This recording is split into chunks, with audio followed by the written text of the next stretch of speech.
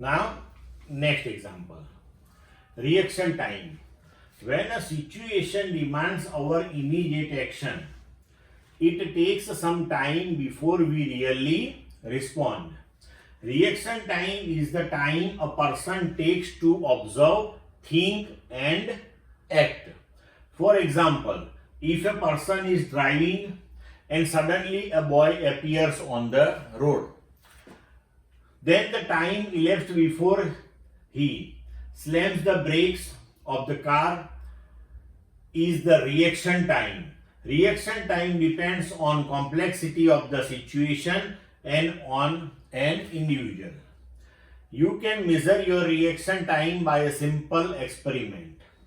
Take a ruler and ask your friend to drop it vertically through the gap between your thumb and forefinger.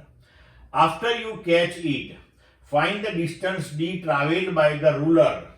In a particular case, d was found to be 21 centimeter. Estimate the reaction time.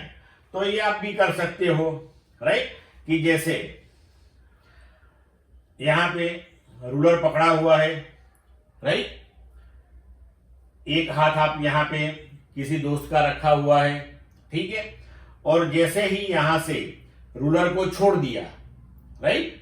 तो आपका दोस्त observe कर रहा है आपकी finger को कि जैसे ये छोड़ता है मैं पकड़ लूं, राइट? तो जैसे यहां से आपने ये फिंगर से स्केल छोड़ा, उसने देखा और उसने पकड़ा, कुछ तो टाइम लैप्स होगा इसमें, right? So this is called reaction time. और पर्टिकुलर कोई केस के लिए हमें यहां दिया हुआ है कि किसी एक ने ये रूलर छोड़ दिया और दूसरे ने पकड़ लिया, उतने में रूलर 21 सेंटीमीटर नीचे चला गया, ठीक है? मतलब कि 21 सेंटीमीटर डिस्टेंस कवर हो गया, राइट? तो अब इस केस में हम रिएक्शन टाइम गिनेंगे, राइट? तो the ruler is dropped, so it free fall under the effect of gravity.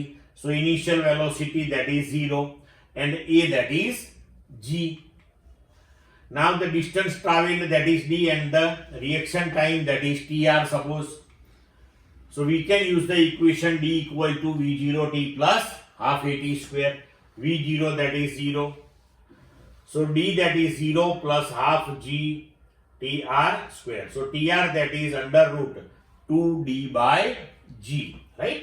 यहां पे हम g माइनस इसलिए नहीं लिखा है कि दोनों साइड से d भी वैसे डाउनवर्ड डिस्प्लेसमेंट है, तो वो भी हम जब माइनस लेते हैं तो दोनों साइड माइनस माइनस प्लस हो जाता है, इसलिए नहीं लिखा है, right? Therefore tr, that is under root 2d by g.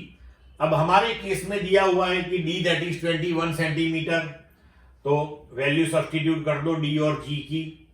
तो d और g की वैल्यू सब्स्टिट्यूट की हमने, under root 2 d, that is 21 centimetre, so 0.21 metre upon 9.8। इसको हम सॉल्व करेंगे, आंसर आया 0.2 सेकेंड।